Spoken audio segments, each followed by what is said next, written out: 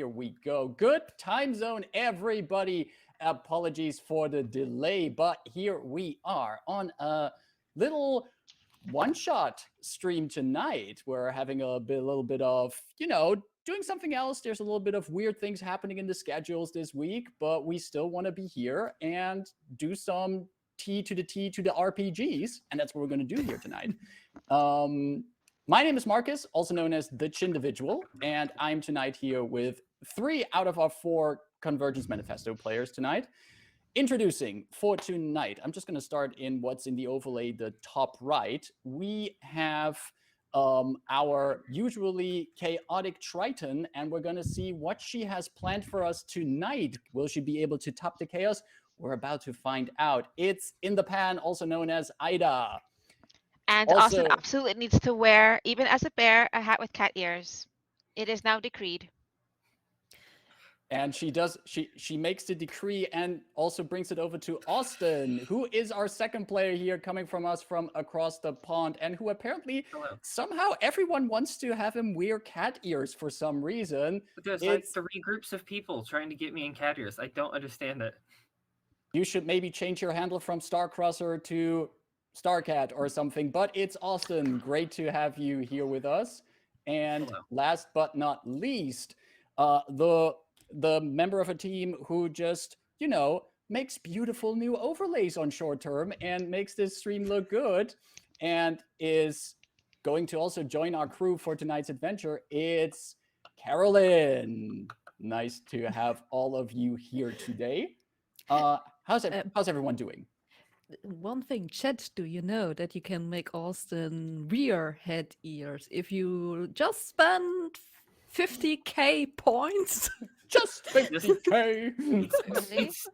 So I think it's a good time to save up these points. Wait, regular points? Is it a thing there? Because I'm at 47k. Oh no! It's a thing on our I don't even have cat ears for yet. our hot points. Oh, I see it. Okay, I'm almost there. I don't even have cat ears. All right.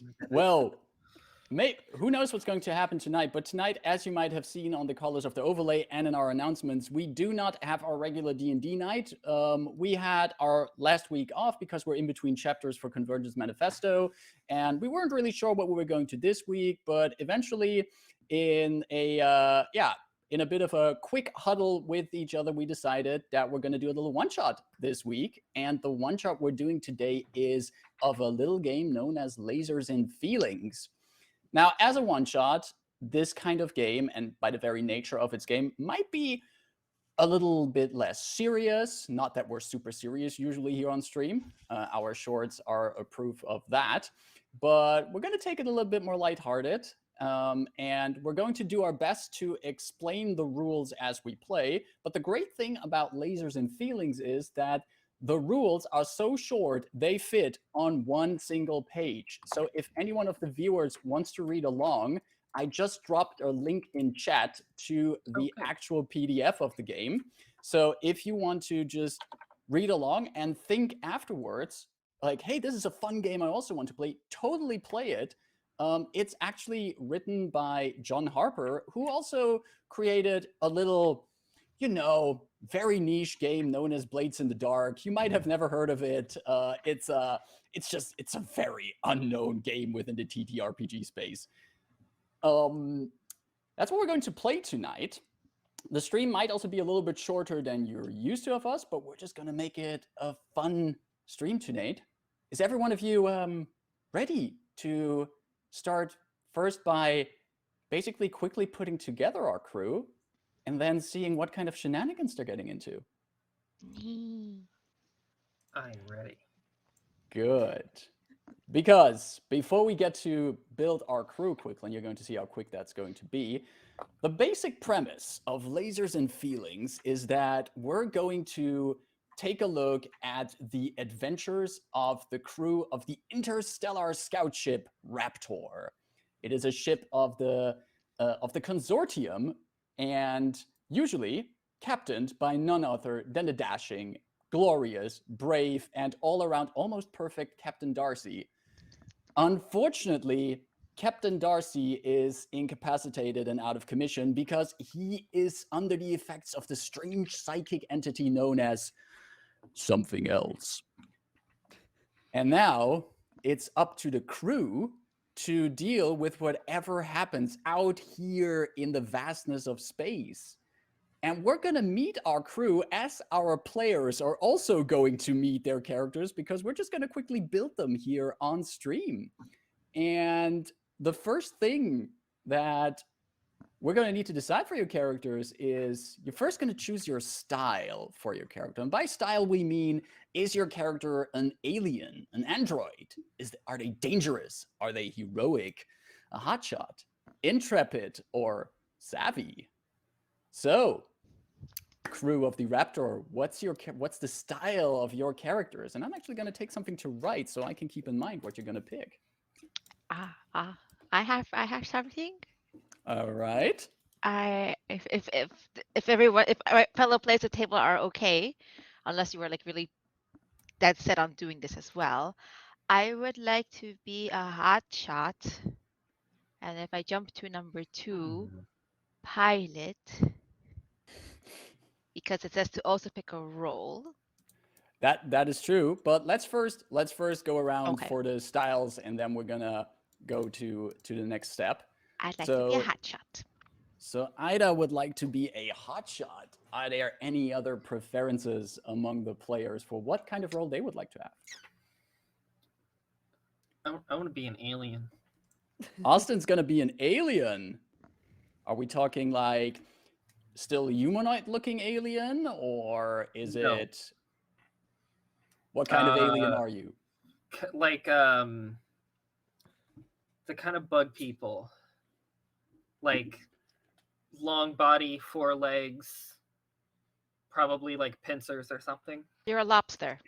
Kind of, yes. Alien You're a lobster. rainbow lobster. Why is it rainbow all of a sudden? Because it's space. That's fair. But be whatever color crustacean you want to be. I'm not the deciding. No. You know, I like the idea of a rainbow lobster Alien. Is it glowing? Exactly. With cat Same ears, yes, glowing all the Benora. time. So you know what? It's canon. Austin is an alien lobster who has joined with cat ears. Important detail. I'm even writing it down. Furry. It's a Rainbow rainbow lobster who's a lobsters, furry. Yes. And it's not like actual, it's literally just they found them somewhere and just it's on their head. Put them on. Yeah. That is perfect. So Austin is the alien lobster wearing cat ears. We have Ida as the hotshot. So Caro, how are you gonna round out this crew?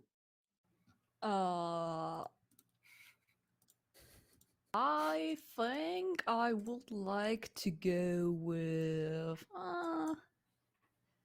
the intrepid. Intrepid. All right. Not me I Googling think what that word means. I think that I totally do know what that word means, and I'm not. So do I, and I'm just going to make sure that the internet has the right definition too. Yeah, just totally checking the source. Oh, I want to make sure the internet's got it right. I totally knew that intrepid meant fearless, adventurous. That's something I totally knew. We all knew that. Exactly. In our heart of hearts. You know who knew this first? My dictionary. All right. So we already know that our characters, that we have a hotshot, that we have an alien lobster wearing cat ears. I'm so surprised that is not an actual option in these rules, that we're not actually have the option to be specifically that, but we're freestyling here. And we have an intrepid character. So the next thing we're going to need to know, everyone of you has a role aboard the ship. So Ida, you already mentioned you wanted to be the hotshot pilot? Yeah. Hotshot pilot. There's nothing that ever goes wrong with having a hotshot pilot. There's not a bunch of media where anything ever happens with a hotshot pilot. Gotcha. Austin, the alien lobster with cat ears. Do you have any ideas what kind of role they have aboard the ship? An envoy. They are an envoy of their alien lobster people. That is great. Yes. And Caro. The cat ears were a gift from somebody, I'm sure. A very important diplomatic gift. Mm-hmm. I'm going for the scientist. The scientist, an adventurous, intrepid scientist. Yes, that's good. Good. I'm Definitely starting. doesn't cause any troubles. Absolutely, and not together with the hotshot pilot, at least. That's for sure. All right. Now, we do know what your characters are kind of about, but now your characters get to pick a number. And this is one of the great things about this game. All you need for this game is a single number to know. And you can pick that number yourself for anything between 2 and 5. If you go for a higher number, that means your character is more towards the lasers side of the game. They're more about the logical, the technological, the cold, harsh logic of things. But if you pick a lower number, they're more towards the feelings side of things, the passion, the empathy, the soft skills. So you can freely pick a number between 2 and 5. You skipped over the one that they're about seduction. I don't know if you did that on purpose, but it literally lists seduction. That is important. You do need feelings for seduction. And indeed, if you want to be a seductive alien lobster with cat ears, then you would go for feelings. But that's something to think about, Austin. Ida, do you know what kind of number between 2 and 5? You want to go for the 2. Minus 100. Ooh, that's a 2. So you're the lasers. Feelings. No, a low number. A low number is. Sorry, you are right. Yeah, that's you're very on the feelsy end. Austin, between 2 and 5. Also I have a feeling what the theme of this game. What the theme of this game will be. Perfect. It'll end early at this rate too. And Caro, what number would you like to have between 2 and 5? 5. A 5. We have some counterbalance to that. Perfect. So we have one person who's very much lasers, and we have 2 persons who are very much feelings. Perfect. And the final thing you need to give your character is a cool space adventure name. Ida, what's your cool space adventure name? Death Raye. I'll have my name be Raye. Perfect. But or Rain, or were you born Death Raye? Is it just that people call you Raye, or is there an initial somewhere in there? Well, if I'm going, the next step has multiple steps. So the step says give your character a cool space adventure name. So I will be Death Raye. Death Raye. Because my given name is Raye for this game, let's say. And just to make sure, what would be your character's pronouns? She, her. She, her. All right. And Austin, do you also have a cool space adventure name for the alien lobster wearing cat ears? I do. Their name is Major Lee, but their full name is Major Lee in Pain. Full title. Major Lee in Pain. Yes. Major Lee. All right. Is that like among their people? Is that like a title? Do they have certain rank there? Is it? Yeah. They're an envoy. They were Lee Payne was their given name. They've reached the envoy, like they're a major in their respected army. So yeah. Yep. All right. Major Lee in Pain. And the pronouns for Major Lee? They, them. They, them. All right. And then, Caro, do you also have a space adventure name? So my character's name is Professor Doctor Scranelius Philippus, or for short, Scrane. Scrane. All right. Cornelius Philippus. Scranelius Philippus. Cornelius Philippus. Scrane. All right, Dr. Scrane. And what's their pronouns? Their pronouns are any pronouns. Any. All right. Any. Any. Gotcha.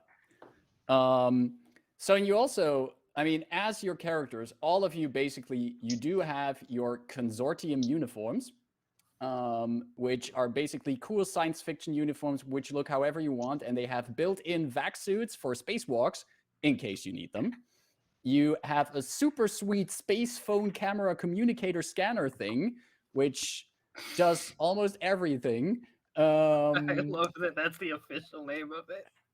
And you do also have a variable beam phase pistol, which is usually set to stun, but I'm not your boss. You can set it to whatever you want to set it.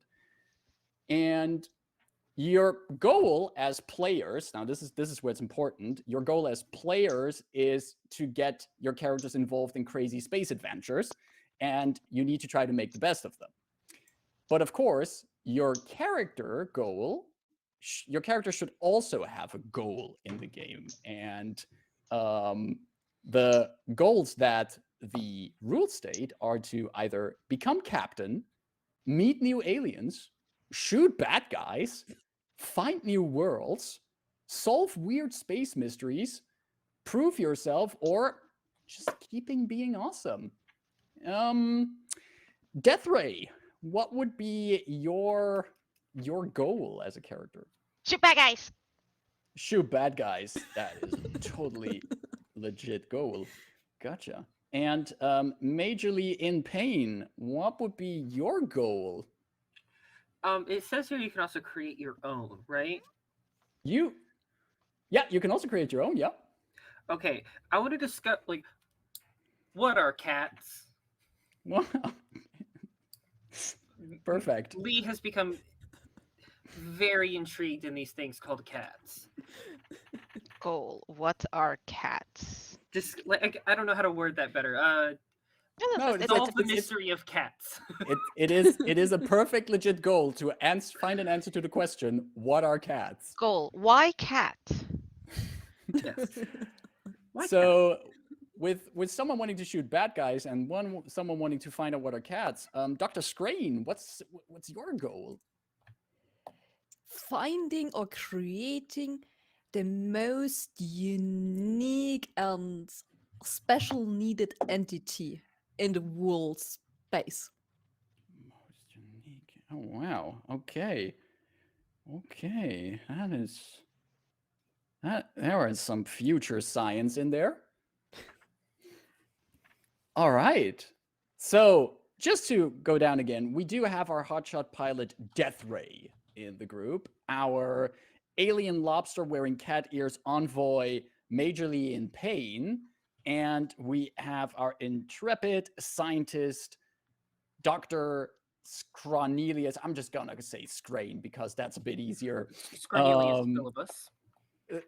Oh, I'm sorry, Envoy. I believe. Isn't it Scranelius Philippus? Did I write that right?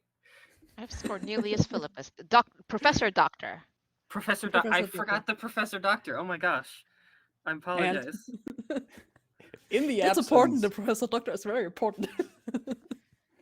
in the absence of your Captain Darcy, who is still in his medical pod because he is under the psionic attacks of something else, you have to take care of the interstellar scout ship, the Raptor, or just known Raptor. And the cool thing is, you're going to tell me what's cool about the Raptor, like what are two of its strengths, but also pick one of the problems it has. And I'm going to totally promise I am totally going to use that problem against you in this session. Please do. So for the strength of the Raptor, you can pick two of the following.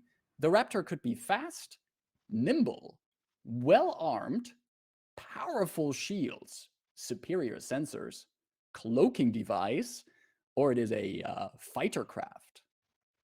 Which two of these do you want to pick? I think best for our hotshot pilot will probably the well-armed spaceship. But I wonder what's the difference between well-armed and fightercraft. Fightercraft also seems like it's balanced to all those things. Fightercraft would also be like, does it maneuver quickly? Is it like, do you can pull off some quick stunts with it? I'm okay with well-armed, even if we don't have a fast getaway. But maybe some of the other things might. I think for Maybe for the scientists and for why cats, sensors seem interesting. Like you can use them on all the feline-like entities and to find Mhm. the ideal alien out there. Scanning planets and whatnot. I'm sensing a consensus on the well-armed and the superior sensors, or is there still something else in the running? So the I think I'm Raptor okay. is well-armed and it has superior sensors. Speaking about well-armed, is it well-armed because like it has 18 arms. one gigantic super cannon or something, or what makes it well-armed? Oh, it's like you go to an Ida to a candy store and say, Ida, what you want? Budget's limitless, and I'm just like, well, are we talking photon torpedoes? Are we talking rail guns? Are we talking? Yes. Okay, yes. Yes and yes. Yes. Railguns. Like the answer could just be homing it's well-armed. missiles. Yeah, it is well-armed because it has a large variety of weapons. You can just basically pull out anything you can imagine. The budget for however this ship was created went all for weapons, and our food is shit. Like it's all But like at the least- lowest grade microwave crap. But Yes. at least you got experimental photon blasters or something. Sure. Those are important. Those are Mhm. important. Fantastic. But the good news is your ship is well armed and has superior sensors. But the bad news is it does have to have a problem as well. And for the problem, you can pick between a fuel hog, it has only one medical pod, and that's currently being taken by Captain Darcy. How unfortunate. It has horrible circuit breakers for if you want those real Star Trek vibes. Every time you're hit, your entire panels explode with sparks. Or it has a grim reputation because Captain Darcy did some bad stuff in the past, and that grim reputation might be a problem. Players, I have a suggestion based on something completely irrelevant. I would vote for horrible circuit breakers only because I would like all of us to shake violently on screen. I honestly, I was thinking the most interesting would probably be either the circuit breakers or the reputation. Yes. True. Yeah, so I'm good with circuit breakers. Same.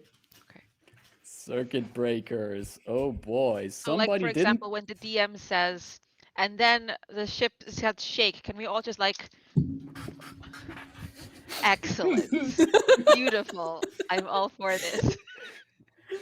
This is gonna be great. And that means with our crew assembled and our ship created, which the Raptor is a well-armed ship with superior sensor, but very bad circuit breakers. I'm just really quickly just gonna very ominously, without you knowing, just gonna quickly roll myself a d6 real quick to get some inspo for the adventure I'm gonna send you on.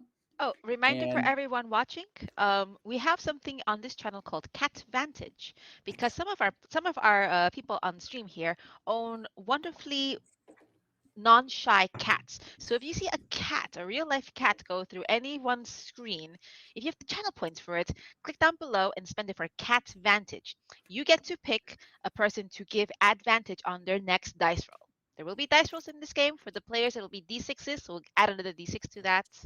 If you want to have it for the GM, we'll make it funny. So if you see a cat, go for that Cat Vantage. And I would like also to point out this black blob is a cat. They're We also have a channel point thingy for like getting Marcus to beatbox a bit, which also is fun. which would also totally add to the madness that is about to ensue, because To save the points for the kitty ears. No, it's fine. Yeah, Spend 'em on that's the beatbox, thing. it's You fine. need to decide what you want more. Just spend them on the beatbox. just spend them on the beatbox. All right, I did some quick dice rolls to quickly determine what kind of situation I'm going to throw you into, and I'm going to do a quick little narration to get us into the mood of this game. Not like we're not totally already in the mood, but the year is 2966. In a far-flung reach of a far-flung galaxy, brave adventurers of the Consortium aboard the interstellar scout ship Raptor are mapping out distant planets, meeting new people, having dramatic fights in zero gravity, and just looking dashing while they do it. However, aboard the Raptor, tragedy has struck. Captain Darcy, competent and most handsome captain of the entire consortium, has been attacked by a strange psionic entity which only refers to itself as something else, and is now in his medical pod in dire need of medical treatment, which is what you get in a medical pod. The narrator needs to really think about this. However, the remaining crew members, chief seniors among them, are now taking over control of the Raptor. Featuring in today's episode, we have the hotshot pilot, Death Raye, who makes sure the Raptor with its guns and sensors, but terrible electrical circuits, gets where it gets to go. As a guest aboard the ship is majorly in pain, an envoy of a strange lobster alien race who just wants to answer, why cats? And also, the scientist, intrepid, adventurous, a word we all know, it's standard vocabulary, is Doctor Scranelius. The narrator will not pronounce the entire full name because the narrator is very bad in recalling names. You three, chief among the personnel aboard this ship, which is kind of strange if you think about it, that an envoy has actually any rank aboard the ship, are left in charge of the ship after hearing the terrible news about Captain Darcy. I would like to know, tell me, how's your relation anyway with Captain Darcy? How heartbroken are you about this, or how glad are you about the captain being in a medical stasis pod?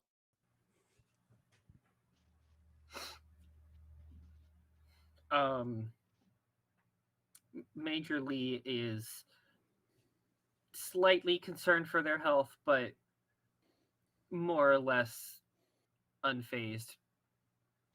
Hasn't really, there's not a great relationship there. I think Raye would have been taking dry erase markers and over the glass on the glass of the medical pod has been like drawing like mustache and like eye patch over Captain Darcy's face and the glass above it. Wonderful.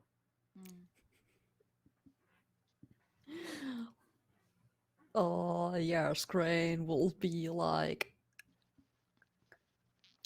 well, not actually liking Captain Darcy that much, but like took a certain interest in what happened to them since this entity appeared. So it's like, yeah, you were not interesting before, but now you are.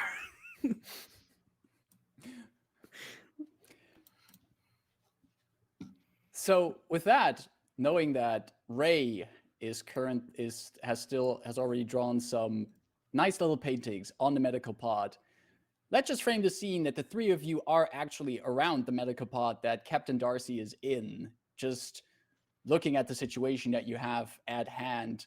And it's like full on Jigglypuff level graffiti.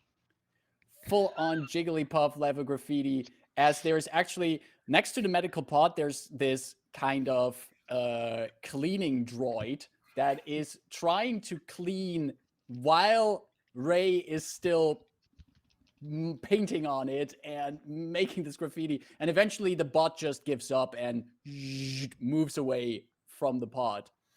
But as you're still all in your own way wondering how things are going to be on the ship as you're looking at the medical pod, all of you have these super fancy, super duper space communicators, translators, pocket Wikipedias with you, and you hear them suddenly bringing up the trademark sound for "there's a message waiting for you," which is just a really quick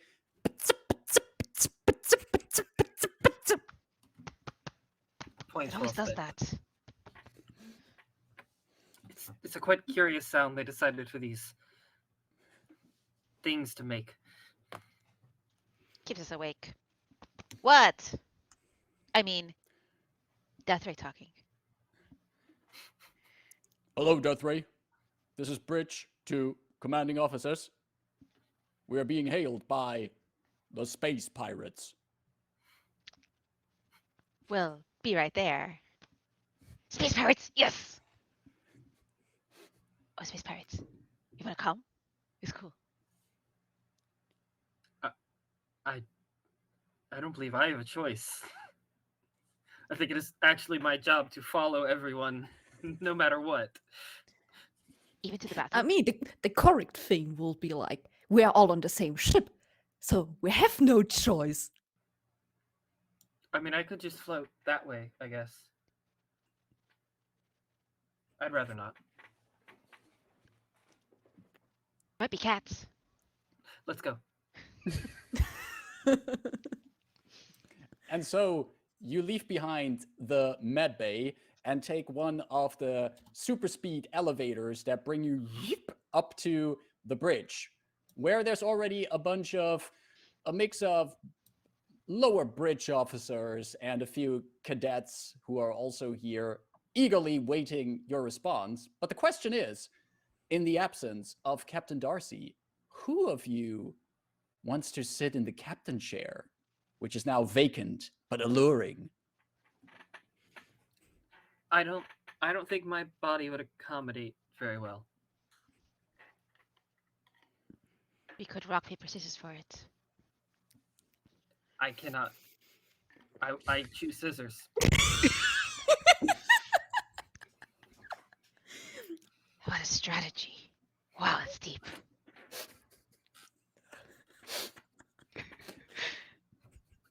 So, if you always scissors, that means... I know, I'm pointing at Professor Doctor, like, what will you pick? You can find it out. Okay, I think I think we'll do it on the audio cue because visual is going to be a little off. So it's going to be scissors. That's awesome. So what is the cue, GM? You want me to give a cue? Yes, like, do we release it on the number, after the number? You're gonna release it after the number. And After.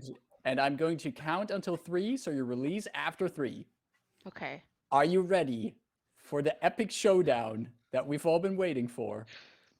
1, 2, 3. Scissors. It's rock. Rock. Ooh. I think Major Lee has been majorly removed from this game, and there is a tie between the Doctor Professor and the hotshot pilot.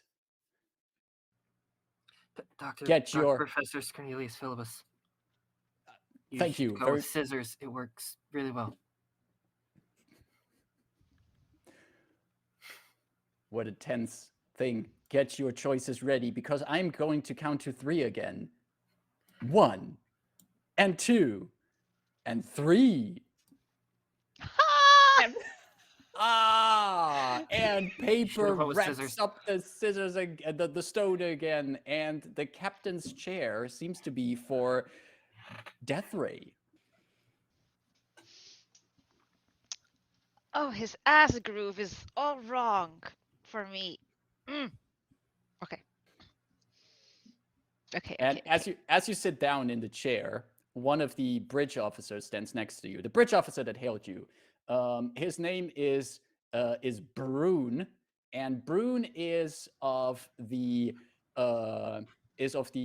Rockarians, which are a people made of rock, and his skin is very rock-like, and it's very hard to read his expressions, but he has a very clear voice. And the moment you sit down in the captain's chair, Brune tells you, "Temporary captain, shall I put the space pirates through to you? Shall I put them on screen?" Yes, but before you do that, get the weapons like ready to arm, but like have your finger right over the button. Actually, put it all to my controls here at the chair. Understood, temporary captain. And you see on your share panel, there's a few moments later, you get all kinds of buttons appearing there. And one of them is indeed this big button that just says fire all weapons.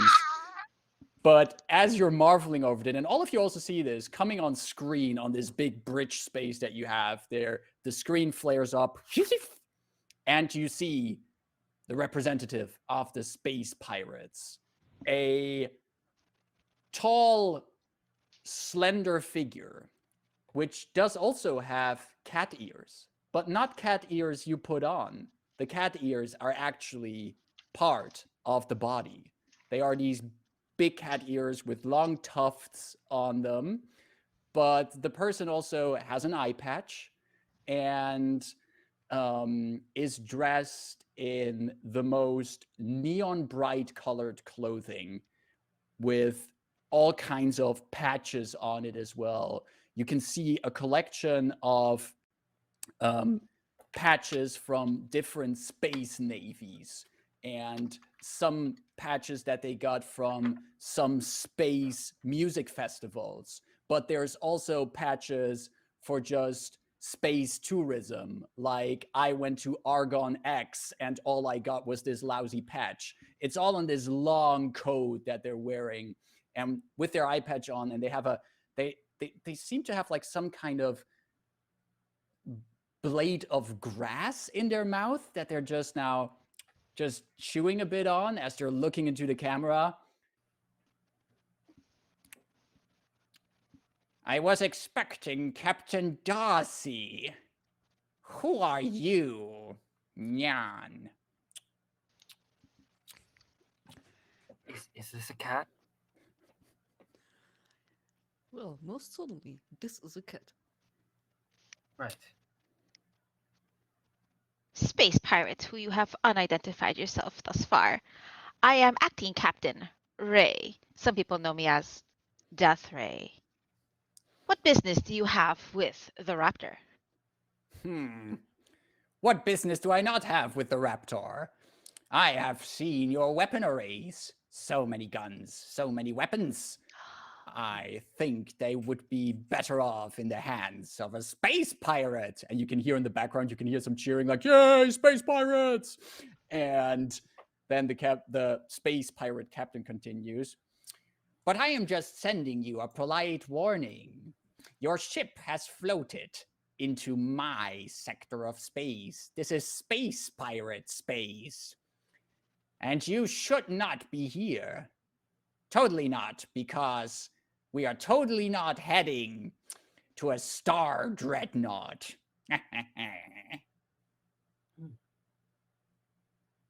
Mute. Star Dreadnought? Are we really in I don't know. enemy territory space? I asked my my fellow officers. There's one bridge officer who speaks up.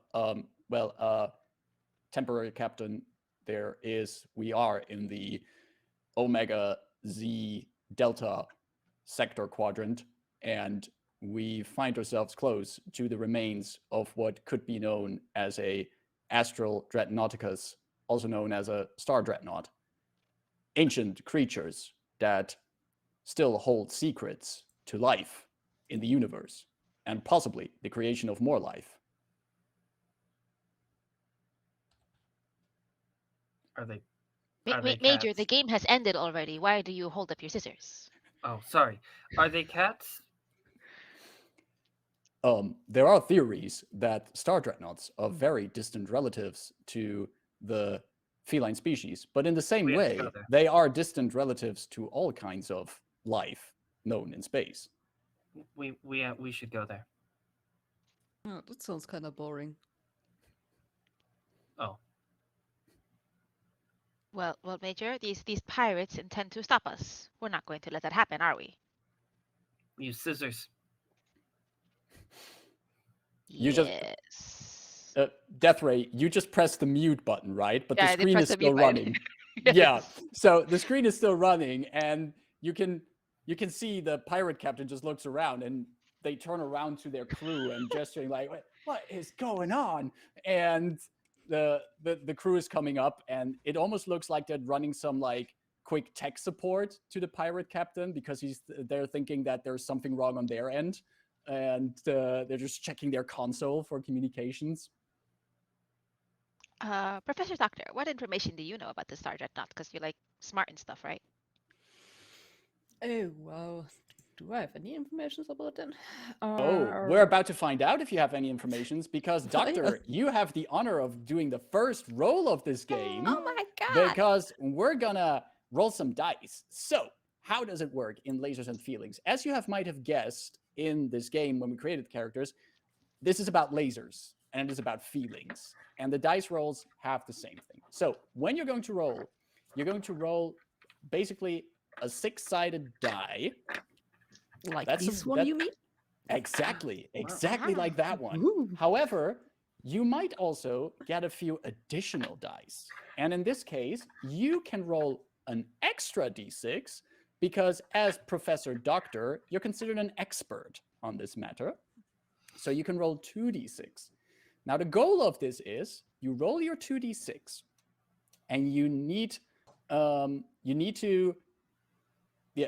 going to check if you're going to roll for lasers. So are you doing something that is solved with science and reason?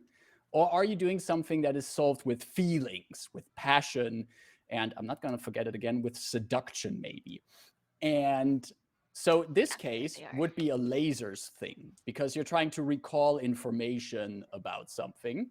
And what you want to do if you're rolling lasers, you want to roll under the number that you picked at the start. And you picked 5, so you want to roll under your 5 on your d6s that you're going to roll. If you get at least one success, you barely manage it, so I can probably give you a little bit of information. But the more dice that roll under the 5, the better your success will be. So just roll your 2d6 and see what you get. I have 2 3s. 2 3s, that means that you have 2 successes and you do it well. The rules literally say at the 2 successes, good job. And I think it is a good job. Also, it says if you roll your numbers exactly, you have laser feelings. Exactly. If you roll your numbers exactly, you get laser feelings, and then you can get extra information. In this case, we don't get laser feelings because you rolled the 3s, but you have 2 successes. And Dr. Professor Scrane, you do know about star dreadnoughts. They are gigantic bodies of old ancient space monsters that roamed the cosmos. And you do know that there's a lot of research in the field that if you can extract some of kind of DNA or tissue from a star dreadnought, you could maybe find some better ingredients for your quest of maybe creating the most unique life form that has ever existed. Also, you really wonder what the heck space pirates want to do with the Star Dreadnought, except for maybe selling it for profit.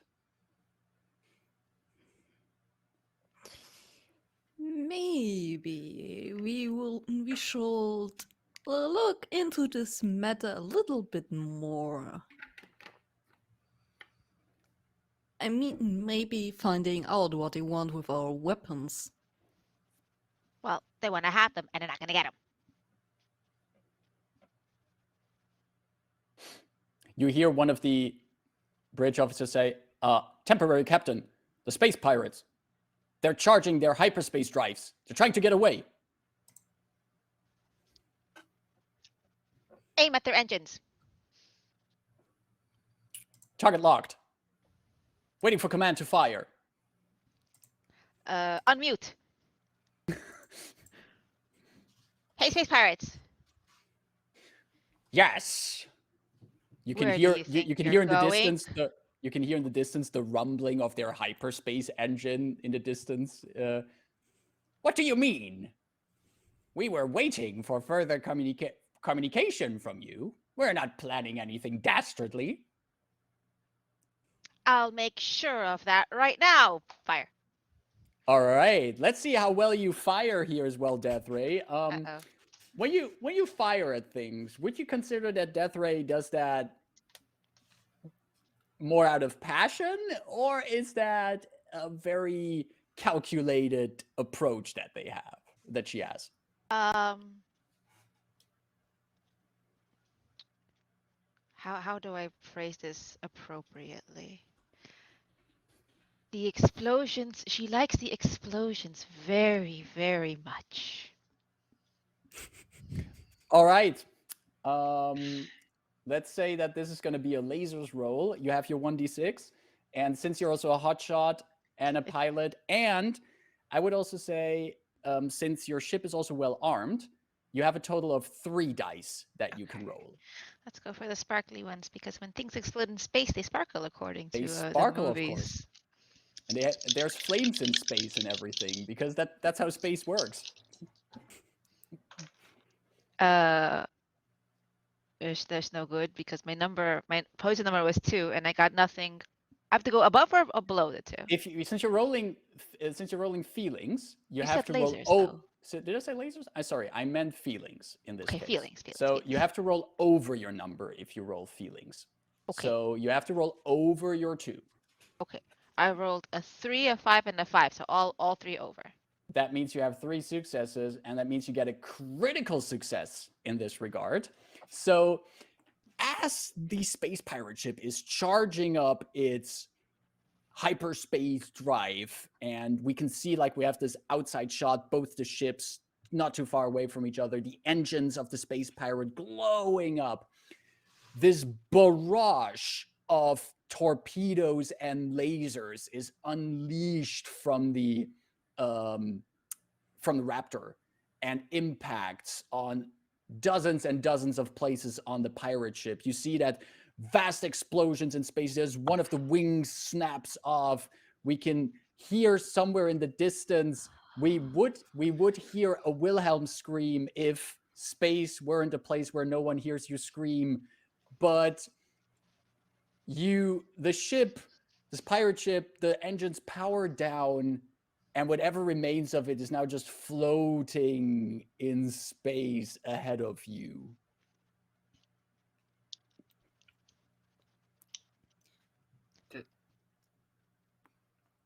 Why did you need the sunglasses? It's quite dark out there. It just lit up me. It just lit me up from the inside. That sounds like a medical problem. It also sounds like I would refer to the space pirates as well. Their ship got lit up inside quite a lot. Oh, what a way to go. Let's set course for this dreadnought. I'm gonna go have a cigarette. Should we rock, paper, scissors for the 2 of us to sit in the chair then? I'm going with scissors, just a warning. Oh, no, take the chair, maybe. I'm sending a drone out, maybe we can gather some of the remains of this ship. Wonderful. All right. So Death Ray is going to enjoy a cigarette while Dr. Scrane's drone is gathering some more information.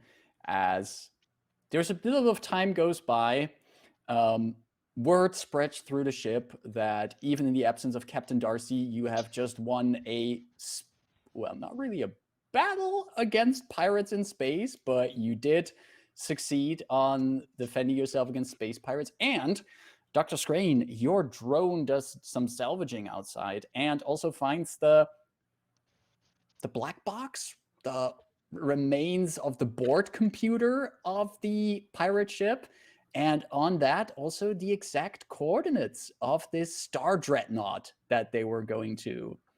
And I'm assuming that is where you would like your ship to go then, to the star dreadnought. There's a potential link to the feline race. I would like to go. Understood. I'm in the captain's chair. We go. And I'm assuming you're not majorly, you're not really comfortable in the chair, considering your physique? They're kind of like, the back half of their body is like crouching in the chair, and then like the other two legs are just like standing. I really imagine just like this rainbow sheen lobster sitting on a human chair, and like the Yeah. tail is like not working, and the Yeah, front. it's like kind of like propped up over that way. Mm-hmm. Yeah. You enjoy that seated position while the ship is in hyperspace, stars in space racing by as you get to your destination before you drop out of hyperspace, and through the screens on deck, you see it out there, outlined by the line of a binary star in the distance, a titanic figure, a creature that, when it lived, must have been even more titanic. Similar to an oversized whale with an additional 8 flippers made out of a strange mixture of flesh and crystal. This corpse, now maybe more asteroid than corpse, floats out here in space, potentially holding the secrets of life itself. What do all of you do or think, or, well, what's going on in you as you arrive at this destination? I immediately call over a bridge officer. Yes, Mr. Envoy. Is that a cat? I am sorry, Mr. Envoy. That is not a cat. This mission was a failure.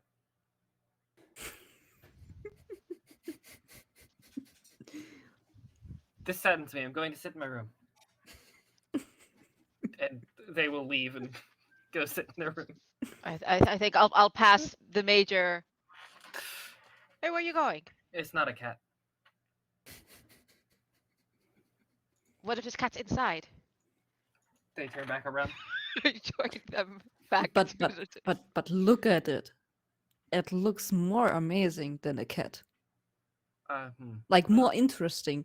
This I don't this know is about that. probably Look at these. Look at these ears. That has no ears. that doesn't matter. I think it does. Could we get it? To No, have ears? your vision is so narrow that you can't see this marvelous thing floating in space in front of us. Oh, I see it. It's very beautiful, but it's not a cat. How do we find But out it that might it's have inside? secrets. We should blow a hole into it, right? To see what's inside? Well, No. We are going there and discover it the old way. what is the old way? Taking an airship, going over there, entering it, then discover. Oh, I go think I can inside. pilot a way inside. The creature would be big enough to actually get the raptor in there if you needed to. Go over to comms and I'm a pilot. I'm a hotshot. Let's pilot. You're gonna pilot it in? Yes. All right. So you take over the manual controls of the ship, actually just taking over controls from the ensign that was assigned to actually do the helm here. Yeah. But yeah, he just gets up and goes to the holodeck or whatever. And you take over the manual controls and start steering this elegant ship that the Raptor is closer to this leviathan of an entity as its shadow that's being cast over the ship looms over. And this is the scene where, if this were a movie, someone would start playing like the 2001 A Space Odyssey theme or something, and everything would show how large this is, what you're getting close to. You do find, Death Ray, that there are cracks in the surface. Depending on how long this space dreadnought has been lingering here, this corpse in this cosmic graveyard. Because if you think about it, space is where many things go to die. Not that a philosophical thought like that might cross your mind. Maybe someone on the crew might have this kind of thought, but I am just a narrator. Back to the action. So you find a crack, and you think the ship could fit through. Totally fits. Totally fits? Totally fits. Totally fits. Oh, that sounds like a really feelings approach to do that, doesn't it? Yeah, that's a real feelings thing to do. Death Ray, could you give me a feelings roll? I'm gonna give you one extra die because you're a hotshot pilot, so you have 2 dice. It's a feelings roll, so you want to roll over your number. Okay. We're totally going in, and we're doing like the loop thing as we're flying close to try to line up the ship with the crack. Yeah, try spinning. That's a good trick. Okay. Oh no. Well, my number is 2, and I rolled a 6 and a 1. You rolled a 6 and a 1, so you have 1 success. That's 1 success.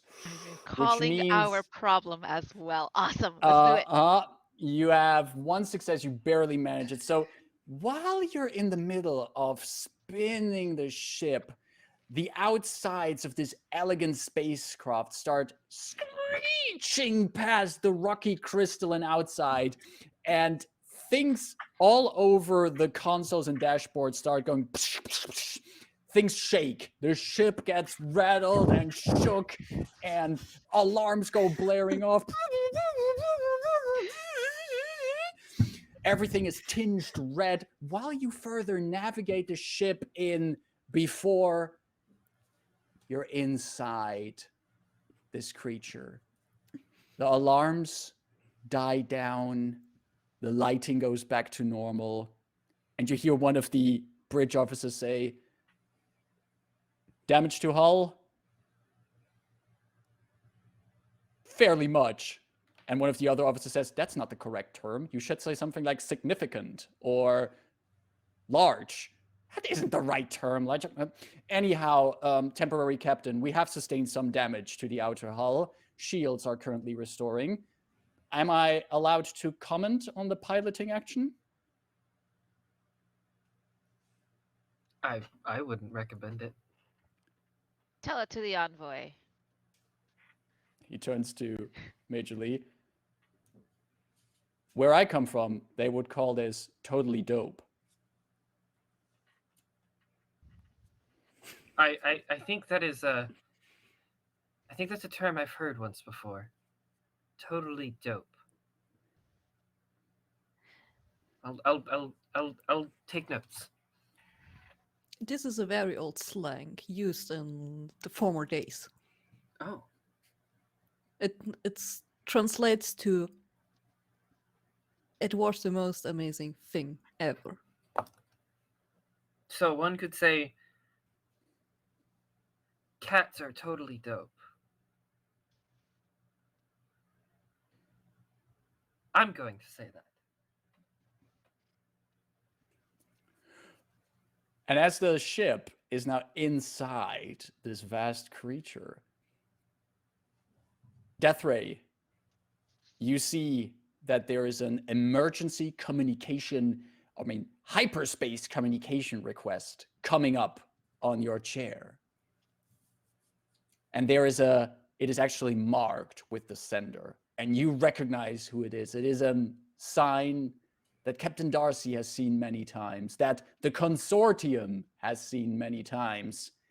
It is the skull with bat wings, which is the personal insignia of Zorgon, the Conqueror, who is contacting you through a priority hyperspace communication request. Oh, wait. There's really bad guys coming in. Can we Before I take this, put them on hold? maybe science in the background because yeah. do the signs because of the big major damage. Envoy, come with me. Okay, hello.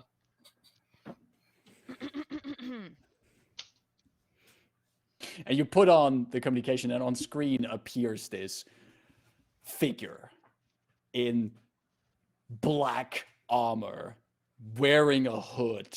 And underneath the hood, you can just see these red eyes glowing. And then just the mouth, which its lower jaw is completely made out of steel. And Zorgon the Conqueror sits on this throne of obsidian, which is just another word for black. So it's a figure in black armor on a black throne, but surrounded by red lights while he's having red glowing eyes. And there's actually in the background an ominous Gregorian choir singing in the background as you have the communication going. And you can hear Zorgon saying, "This is not who I expected. I am Greetings. trying to reach Captain Darcy." Why, you two Hello. got a thing together? Oh, that was long ago. We're no longer a thing. But I'm back to the threatening. What happened to the captain, and why is the Raptor ahead of us in this dreadnought? Wait, you're coming this way? Don't do that. Why should I not? The dreadnought, the astral dreadnought that I have sought for so long, is within my reach. With its power, Zorgon the Emperor will become Zorgon the Immortal, and the immortal Zorgonite Empire will reign forever. If you put a dirty black obsidian finger on this dreadnought, which we found first, we're going to eject Captain Darcy. Perhaps you still have feelings for them. okay, give me a feelings roll for this. I'm just Yeah. going for it. Give this is just going to be a single d6 in this case. Okay. Because so this is just a Go for single the d6 with and you gotta hearts. roll high. Gotta Okay. roll high. It's a feelings roll. That's a 6. That's a 6. So that I'm means so proud of you. you mention this intricate plan, and for a moment there's a flicker in the red glowing eyes, a stutter in the Gregorian choir singing in the background, almost as if they were actually on a record and there's a record scratch for a moment. And then Zorgon the Conqueror, Zorgon the Conqueror, continues. You wouldn't dare. But I shall race you to the heart of the dreadnought. You shall tremble. Mute. There's a horde? I talked to the envoy. Did he say heart? I'm not. Horde? I'm not sure if Heart? it was heart or horde. What's with the? Why is he talking like that? I don't get it. Could he he really- take off this mask because it's hard to he is under Hold on, hard to could- understand. Could you scoot for the envoy hits the mute button again. Why did you say heart or did you say horde? I said hard, as in the center of feelings, the darkness which Thank you. resides in my. Okay, so they said heart. Mhm. So we just need to go to the heart then. Right? Yeah, let's Should do we try that. to stop them? That Should we sounds- be concerned? Come again? Should we be concerned about that person? The conqueror of sorry, I wasn't paying attention. I think as long as we could use Captain Darcy as something to keep him in his limits, I guess we're fine. Like So collateral we of should sorts. strap the medical pod to the hull of the ship. I don't think that's. I wouldn't advise this. I'm not a scientist, but that doesn't sound like a good idea. I mean, extra shielding. Well, maybe. If it comes to it. Hey, comms. Transmit live feed of Captain Darcy in the medical pod. Make sure you zoom in and make him look all sad and shit, Wait, and should transfer that to should we be concerned about all the drawings on the? Yeah, and maybe we should take off the drawn mustache. You guys have the bridge. I sprint back and I start. You take a leap towards the super speed elevator to get into the med bay, and while you're still wiping it off, there's the live feed that's being transmitted over into the video conversation, and Major Lee and Dr. Scrane, you still see this. While there's you have a split screen. On one scene you see Zorgon the Conqueror. and on the other part of the screen, you see Death Ray being busy wiping off the marker drawings on the medic pod. But you see the reaction of Zorgon. Do you still leave him on mute, by the way? I unmute. Hello, Zorgon, was it? Yes! What is this nonsense? How We are are, you treating your own captain? We're cleaning the pod to make sure you get a good, very clean view to see that it is Captain Darcy within the medical If pod. there is one person in the cosmos to stain the reputation of Captain Darcy, it will be me. I will not allow any stains on him by someone else. Why do you Well, want to stain the captain? That is. To be fair, Captain Darcy stains himself quite well most of the times. That's This true. was enough chit-chat. My fleet will arrive, and Zorgon the Oh. Conqueror will conquer. And the communication is dropped. Oh, And then immediately there's these emergency klaxons going over the bridge. Wee-woo, wee-woo, wee-woo. And you hear through the speakers, incoming hyperspace travel. And we can see the camera zooming out of the ship, and all around the dreadnought, these strange pyramid-shaped ships, almost in the shape of a D4, because it's the most evil dice that you can imagine. The D4 arrive, an entire fleet of them, but most of these ships are black, like obsidian. And I have a question there. We are already in the dreadnought. yes, you are in there. Yeah. Is there enough space for them all to fit in? Oh no, this is just a show of force. This is just Zorgon the Conqueror. being a little bit dramatic. So they don't fit in here, but maybe the flagship, the largest D4 ship that is coming out of hyperspace now, might be able to get in here, but who knows? We don't know that yet. But we're going to take this little dramatic zoom out to take a quick little break, a very quick break to refill our drinks and get our and restore our energies. Thanks for the raid, by the way, that got in here. Thank you very much. And also, thanks for the active participation in chat. It's a heck of fun to doing this right now. What do you say, everyone? Just a short break of 5 minutes, or we're going to take a full 5-minute break? Let's go. Let's go for a 5-minute break. 5-minute break. We'll be back in 5 minutes, and then we continue this absolute madness that this game is. So see you in 5.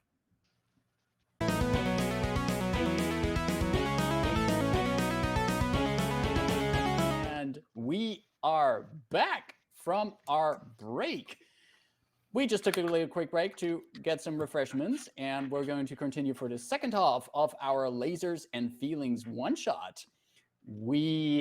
If you're wondering what we're doing here tonight we're playing a game of Lasers and Feelings on this channel of Horde of Tales, and I'm quietly wondering why Ida is holding up a Nyan stick at this point. Because it's adorable. And also to remind our new guests as well that in this game and in all the other games, if you happen to see a real cat, not a cat on a stick, come across your screen, if you have chat points for it, spend them and you can give any player of your choosing cat vantage, which means they get to reroll or add an extra dice according to the GM. You can also give your cat vantage to the GM for shenaniganing. Shenaniganing. That is correct. And also, for those of you who are here for the first time here at Hall of Tales, great to have you here. You're welcome. We're playing TTRPGs here. Usually you can find us here on Tuesdays playing 5th edition D&D in an Eberron campaign, but today we're mixing it a little bit up. if you want to keep track of us, of what we're doing, just want to follow us a little bit, you can follow us on our socials. We're on Twitter, where we post updates and share interesting posts.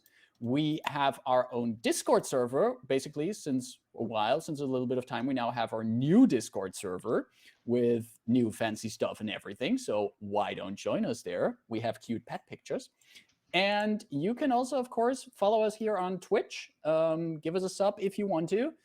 And if you want to see, like, hey, what kind of stuff did these people make in the past? Maybe that's also interesting. Well, we keep all of our recordings and videos on our YouTube channel, which is at youtube.com/Horde of Tales, where you can find our previous games of Convergence Manifesto, our 5th edition Aberon campaign. But also very interesting to watch, recently we put the recordings of our Women in Gaming Month from last year on there. And there's some really interesting discussions on gaming improv and other topics in those videos. And if you're just there for a quick round of humor and laughs, on YouTube, we keep our shorts with some of the best parts of our games there as well. So give us a subscription there if you like to.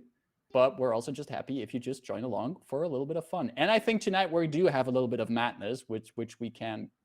Yes, Caro, before we continue. Don't forget, like, if you're watching our videos on YouTube, give us a thumbs. That helps a lot. And for the music that you just hear, this is from Dark Fantasy Studio. Great music. They have a lot of different things going on. So, and yeah, you can look them up as well. And thank you for our community for supporting us. Hope for TTRPGs, who I just see in chat now, is an Yeah. amazing person on Twitter. Like really supports and like amplifies a lot of great groups. And through Twitter and our community, we get to know awesome, cool people like Wizards Unite, who recently just shouted us out and said like connects with our things, and we're so happy that our stuff also makes people happy in return. So I hope we can keep doing that for a long time. Exactly. Thank you for the additions, Kara and Ida. And yes, this is all great stuff, all fun. And we're going to continue a little bit of fun and madness now as the crew of the interstellar scout ship Raptor has entered the crystalline, rocky corpse of a space dreadnought, trying to find the secret of life itself before Zorgon the Conqueror can claim it. Oh, Raye has added like I don't know where the hell she got them from the ship, but like roses. You know how like Snow White and Sleeping Beauty looked when they were all sleeping? Captain Darcy Yes. is kind of like this now. So there's Like a little bit of basically pale like blush on their cheeks, holding the roses. Like this very beautiful princess-esque sleep. perfect. So basically on a bed of petals and blossoms in this medical pod, Mm-hmm. Captain Darcy is currently. Is there still any kind of drawings on the glass of the pod? I think it's all been cleared up except for Darcy and Zorgon forever. Perfect. And this is the image where we return from the commercial break in the game, that we look at the medical pod with that Darcy and Zorgon forever with the flowers and everything. Your ship is inside this space Leviathan creature. And Death Ray, you have slowly found a place where you could potentially bring the ship closer to a set of tunnels that run inside of this creature. Maybe they are the empty remains of where once the veins ran within this creature. But from what the scanners show, and by the way, with the superior sensors of your ship, while you were in here, your ship was gathering all kinds of data on the space dreadnought. And it has basically now mapped a full 3D map of the place around you, where all these kinds of tunnels intersect. It uses state-of-the-art super sonar, infrared, paradimensional scanning technologies, and has downloaded that information, this navigational data, into your super pocket computers that you have with any you. readings on feline creatures? Actually, that is a good point. which, considering the influence of Envoy Major Lee that they have had on this ship so far, the computer with its advanced AI has been made aware of a certain desire to identify feline creatures. And there are 2 points of interest in here. One is the actual, what you would think Zorgon would mention was the heart of the entity, in the depths of it. But there are also these chambers deeper in the dreadnought. And one of those is flagged with a note by the computer AI as a higher concentration of exactly that, of proto-feline DNA in that chamber. I hear it calling for me. We must go down these chambers.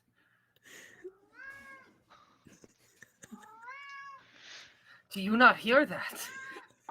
We I've must go never now. heard anything like that ever. It's so pronounced, so accentuated. Is Major Lee still in the captain's chair? if, Yeah, sure. if he wants to, if they want to be, yeah. They press buttons trying to figure out find cat. Major Lee, as you're just pressing buttons to find the to find the source of these, Major Lee, how about you give me a feelings roll? This is really where your feelings, your passions, your longing for finding the origin of cat is going to come up. And would you say I am prepared for cat? you are always prepared for cat. There may have been cat vantage given. And you have been given cat vantage. And thank you, so Hope. I got one for and later myself. I would also, with your fascination about cats, I would assume that you are an expert on what there is to know on cats. You can identify them in many different ways. So you have your base 1 die. You are prepared. You're an expert, and you get the cat vantage die, which is so fitting in this situation. So you can roll me 4. Oh, sorry, that was 4d6 at this point. Wonderful. Let's see how this goes. So you're rolling a My feelings, number and your number 2. is 2. So you want to roll above your number. I got 3 2s and a 4. 3 2s, which means this is the Laser thing. feelings. You do have laser feelings. Pew pew pew pew pew. You with laser feelings, what it means, to explain to the audience, when you roll exactly your number on one of your dice, and Austin's character Major Lee has 2 as their number, then you get laser feelings. That means you get a special insight into what's going on. And Austin can now ask me as the GM a question, and I have to answer honestly to that question. So the examples that are listed in the rules are things like, what are they really feeling? Who's behind this? How could I get them to do X? What should I be on the lookout for? What's the best way to X? What's really going on? So basically, you can ask me a question, Austin, and I have to answer it truthfully. Question. Meow? I have a question that's not that question, but it's a question about the question. The question about the question. Well, what is your question about the question? If I have 3 dice that are my number, is that 3 laser feelings? If I would say that it only applies once per roll, because that would otherwise you could just like fire all these questions. I think the intent of it is that you can get it only once per roll. But if there's any kind of laser and feelings experts watching, please correct me. John Harper, if you're here, please tell me I'm wrong. And but I would say at this point that it's just 1 question per roll. Okay.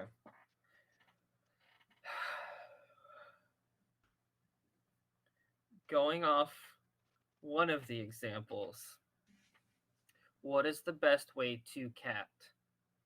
The best way to cat is to use one of the tunnels that is right ahead of the ship. However, these tunnels are too small, way too small for the ship to fit into.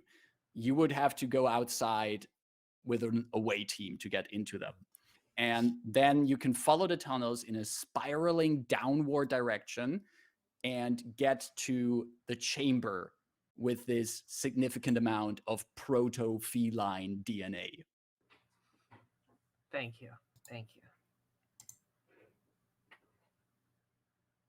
So, And you still hear the distant whispers of meows and other cat sounds.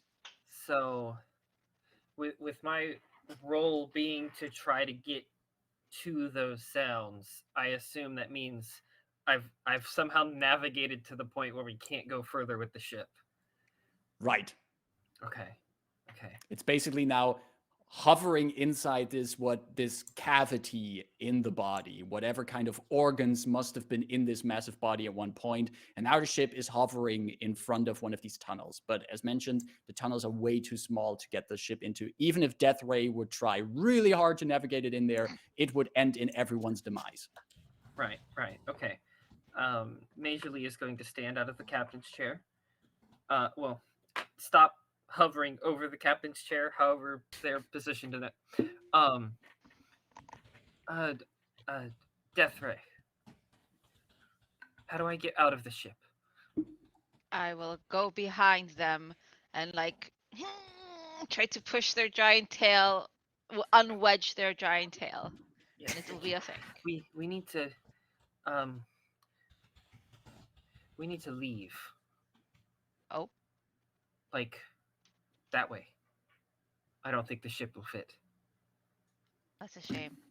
So we are going back to the thing that I suggested before we are headed in here, like taking a smaller airship, going in there. I guess Do so. you have one of those?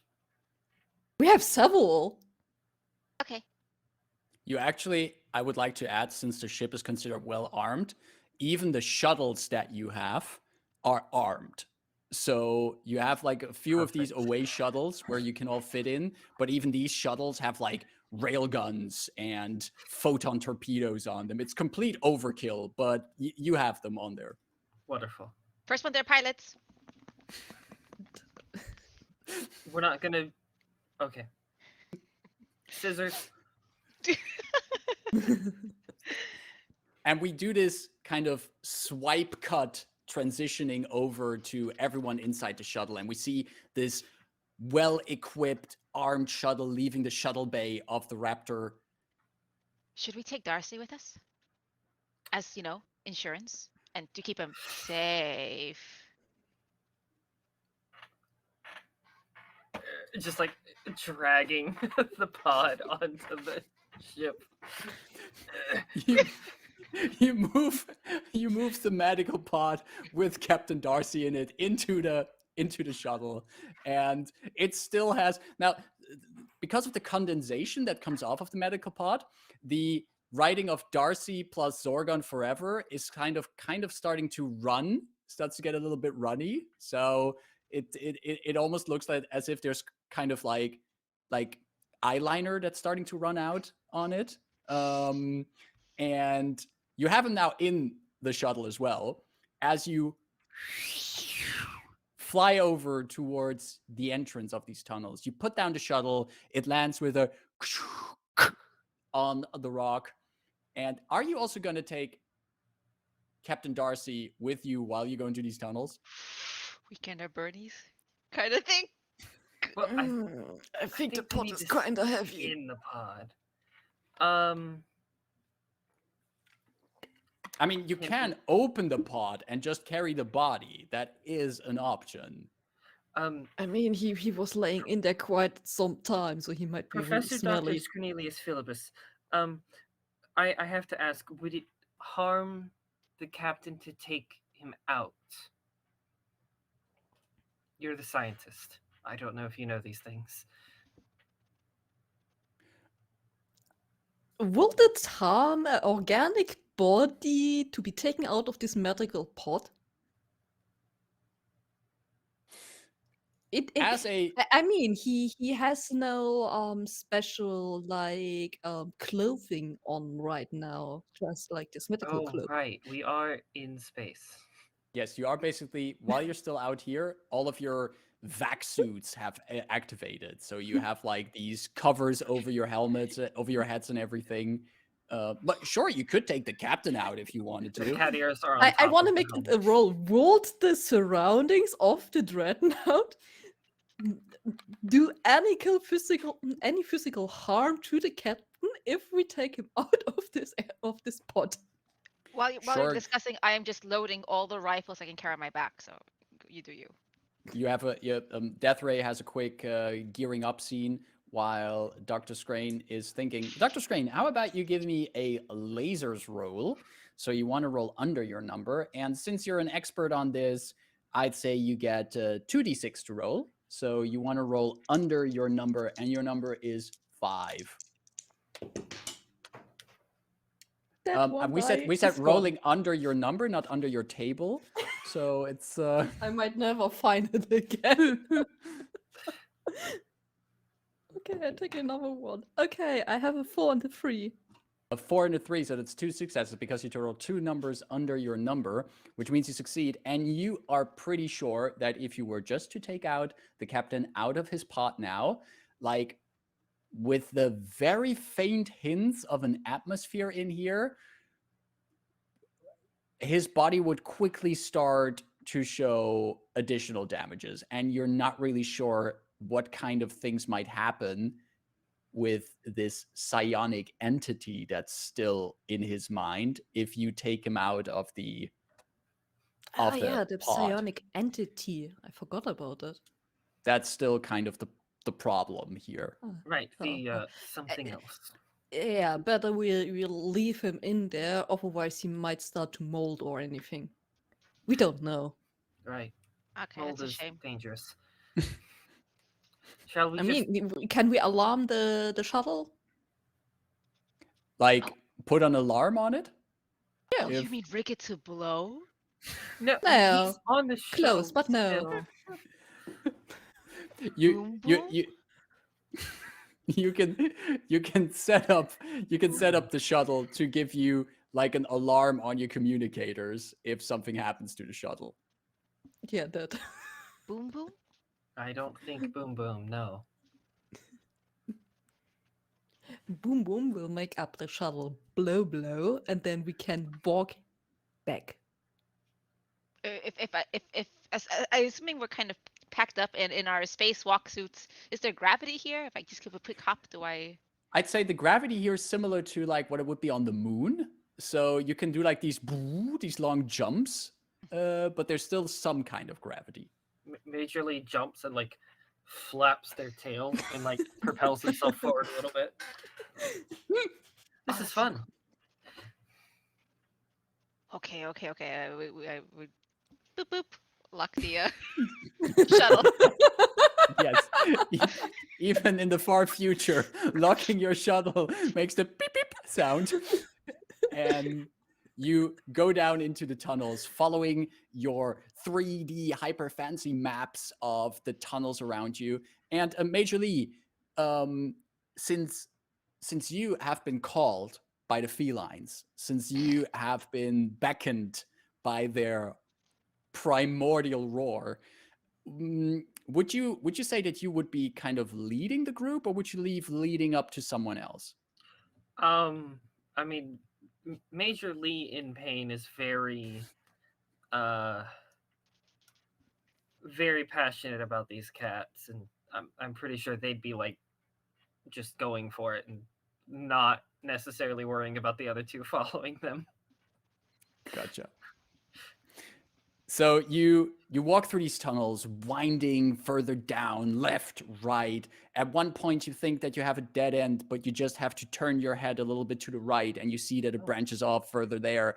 You walk past walls. Some of them are dry as bone, while others still have like some kind of moisture on them, some kind of liquid, dark and That's crimson. gross. And eventually you come into a vaulted chamber.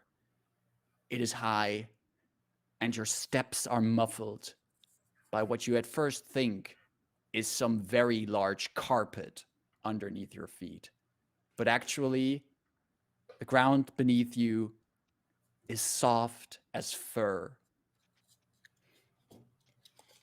I'm taking samples from everything that I don't I seem to know. poke at it.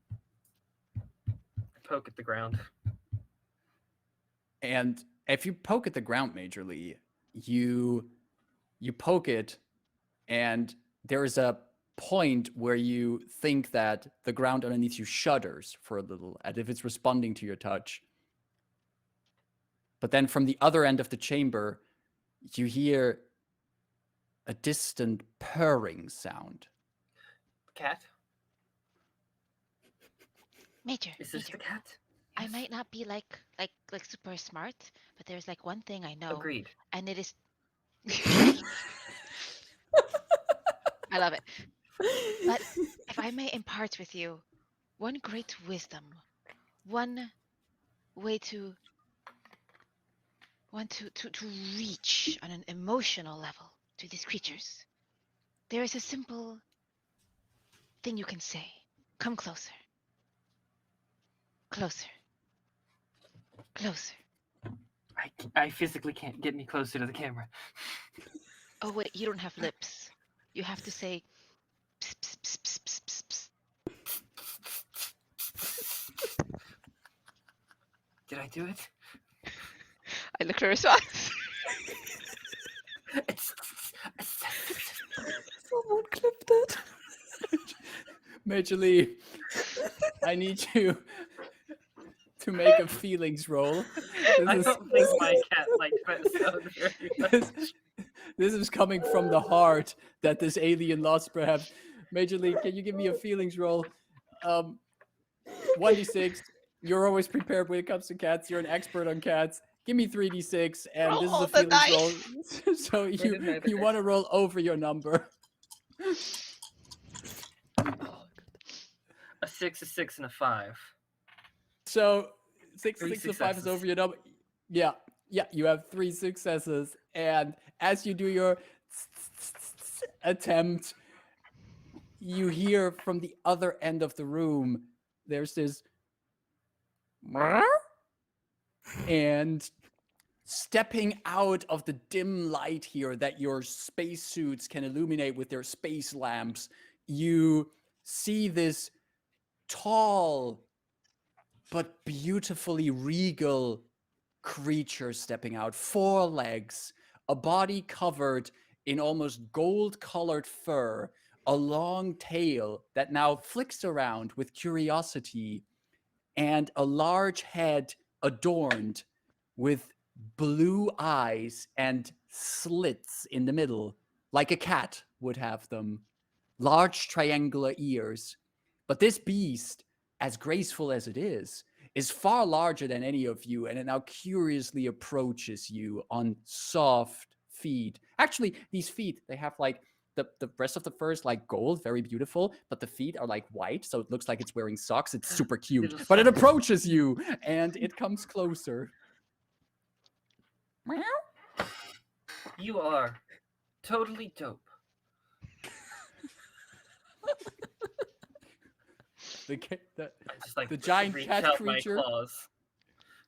giant cat creature leans in a bit closer with its whiskers long and wise, and it comes closer to your claws, Major Lee. But as it does, there's a sound, and the side of the cave is blown open, and stepping out of the rubble and the dust is Zorgon the Conqueror.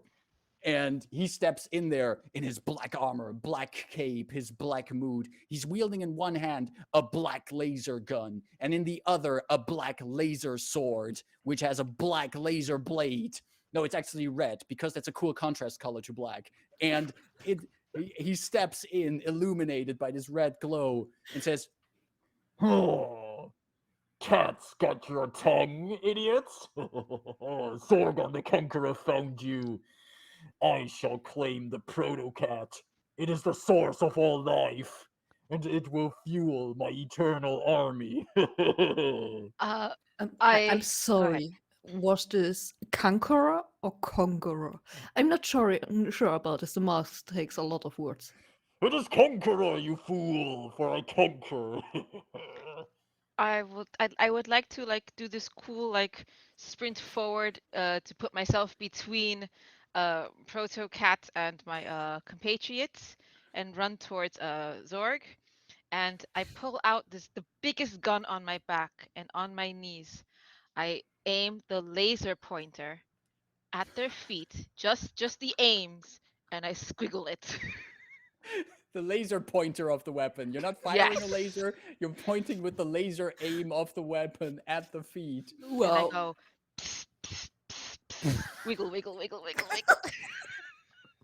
I mean, since you're literally using a laser, this is going to be a lasers roll. You're going to, but you are prepared with this because you brought all these fancy guns.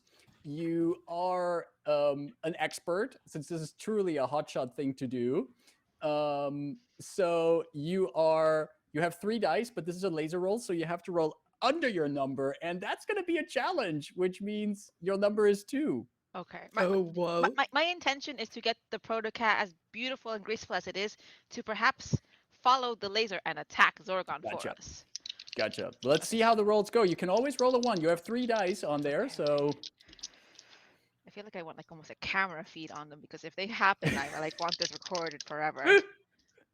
Nyum. Nope. That's gonna be a 4, 4, and a 6. a 4, Nah. 4, and a 6. My number is The 2. intention is excellent, Mhm. Death Ray.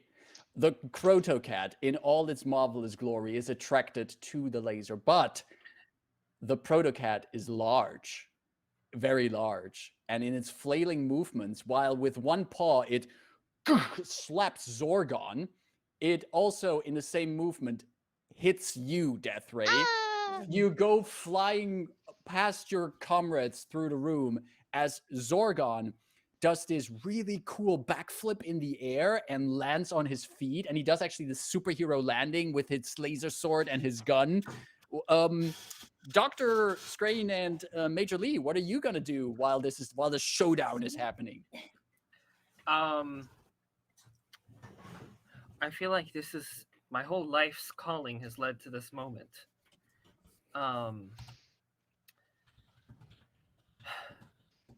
I am going to step in front of the Protocat between it and Zorgon the Conqueror, and I'm going to raise my hands and I will say, Zorgon,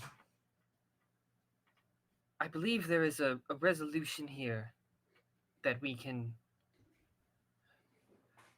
agree upon. Conquest is the only resolution. Well, may I ask what you want of this Protocat? What would you do with it? The Protocat is the origin of life, the mythological Erd being from which everything hails. With its blood, its fur, and its adorable face, I shall unlock the secrets of immortality, becoming the perfect life form, Zorgon, the immortal. But if you are immortal, you would eventually outlive Captain Darcy, would you not? Wouldn't it be a much more beautiful end to grow old with him and live out your days together? And let this beautiful creature exist. Major Lee, can you give me a feelings roll? I mean, you're an envoy. You have a way with words. So you're going to get 2d6 on this. So this is Okay. a feelings roll, and you want to roll over your number, which is a 2. You got this.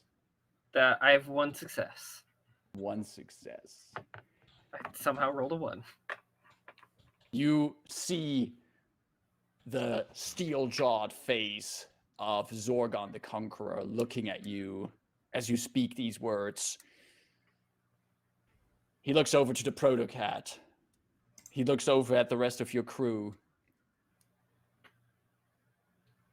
And he turns off his laser sword, puts it to his badass evil villain belt, and he says, Without Captain Darcy, this wouldn't have been a challenge anyhow.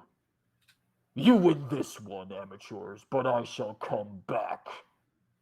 And then, I want to face off with Captain Darcy. Wait, was this face off or make out? It's very hard to hear behind the mask. Yeah. I have not made up my mind yet. and he wanders away towards the exit, the hole that he blew into the side as he came here, and just turns on his rocket boots and leaps off into space. Scritches for giant space cat. Good kitty. And so, our adventurers of the interstellar scout ship Raptor have found the proto-cat inside the space dreadnought and protected it from the vile machinations of Zorgon the Conqueror. What shall they do with proto-cat? What will happen to Captain Darcy? And will we ever truly know what is cat? We might find out in the future. We might not. But for today, this is where our episode of Lasers and Feelings ends. Thank you for watching. Pew, pew, pew, pew, pew. All right, everyone. Well, that say sure that was... evolved into cats because it definitely evolved and went higher. Yes. Yes. This went places indeed. That was one for the books. This is fun. It was good to just have a few hours of just silly fun, and True. I had fun with this very simple mechanic of either lasers or feelings, and just very simple role mechanic. And also, I'm glad that all of you brought this chaotic energy also to this game, and we had a very strange space cat game happen here. Well done, GM. Well done, Marcus, for rolling with that and just like taking it beyond the insanity we suggested. You took it to infinity and beyond. Thank you. Oof, wow, thank you very much. I mean, that's what he always does. That's what he really good is, taking our completely silly and weird ideas and making it something bigger. Thank you. And it's a lot of fun with players like you. And also, it's a lot of fun with how much fun I hope the people watching this had today. I side-eyed chat a little bit. There was some nice chat going on the lion side there. And thank you everyone for tuning in today, for coming here. Maybe good to know also for next week, we also have an irregular schedule. There is no stream next week on Tuesday. So also next week, there is no stream for Convergence Manifesto. That will be back the week after that, which would be, let me count correctly. April 5th. April 5th. That's when we're going to be. April 5th, 2 p.m. Eastern Time, 7 o'clock GMT, because finally all the daylight savings are aligned. Converged. Yeah, by that time again. Exactly. But instead of the Convergence Manifesto game next week, we do have a little something else planned for later that week. I have the details. That will yes. be on Saturday, April 2nd, and that's going to happen at 8 a.m. Eastern Time or 1 in the afternoon GMT. And we're going to have a very special guest. Well, it's a GM-less game, but facilitating our game will be the creator of the amazing TTRPG, which is called Chinese Ghost Stories We Tell Ourselves. And we are going to be joined by Daredevil Alex, who wrote the game and is going to take us through this game about Chinese heritage and the traumas and burdens that kind of generationally go through a family and dealing with it. And I'm really excited to play that. Exactly. The game looks super interesting, and I'm so glad that Alex is willing to share that with us and Yes. to give us a try at it. I'm really looking forward to that. So we'll have that on Saturday, April 2nd, at 8 p.m. Eastern Time, Mhm. 1 p.m. GMT, GMT, correct? which is 2 p.m. for us Yeah. in Exactly. Central Europe and all over the world. Yeah. So be here because Alex they just got up for us at this hour. So Exactly. Yeah. That's I'm really looking forward to that. And And if anyone's having trouble figuring out like when that is in your time zone, if you join our Discord, not that I have trouble with that. I'm an expert in time zones. Of course. There's an event page on our Discord, and it has like a time, and it'll show your local time, and so you can figure it out that way. I totally don't do that for everything. But thank you, thank you for pointing it out, Austin. That one of the reasons to join our Discord is to also keep track of the events for that are upcoming, which will always show in the correct time zone. So that's what's coming up in the coming weeks. If you just want to keep track of us, we have our socials on Twitter that you can follow. You can join us on the mentioned Discord. You can check out our recordings and previous sessions out on our YouTube at youtube.com/Horde of Tales. And is there anything else I'm missing before I'm taking the spaceship Raptor and having us all ride off into the cosmic sunset? So the group was cool, the DM was cool as well, the chat was cool. Cats are cool. Cats are cool. Cats are super cool. Also, Marcus, your cat was amazing today. Great play. Perfect timing. He's gonna get extra kibble. Oh, some of us here are going to be working with a group called Roll for Good. Roll for Good, you can find them on Twitter, and they are a group of European-based TTRPG nerds and community who want to roll for charities. And they're going to be having an event at the end of May. But right now, today until the 25th, they are looking for GMs to host games during that schedule. Yes, Roll for Good. In particular, they're also going to be looking for GMs who are neurodivergent and autistic specifically to have an autistic-friendly game. So if you are based in Europe, or you can be anywhere, but their priority is based in Europe, but we'll see how that goes. Check out the Twitter, sign up, and we're going to be playing for charity, which I think this year is going to be World Central Kitchen, and it's an amazing charity. We'll talk more about it later. I know Marcus has signed up. I'm going to be participating in a different way as well. By all means, go check them out as well. Exactly. Great group, great people, also with a very fun Discord server and a great goal that they're working towards too. So check out their Twitter and sign up and help out. Yeah. Alrighty. Well, with that being said, it's time for us to return to our spaceships, into our bunks, and wind down for today. Thank you very much for coming along on this very weird space trip. We hope everyone had fun. And I wish all of you a very happy time zone wherever you are. And see you next time here on Horde of Tales. Bye. Bye-bye. Bye.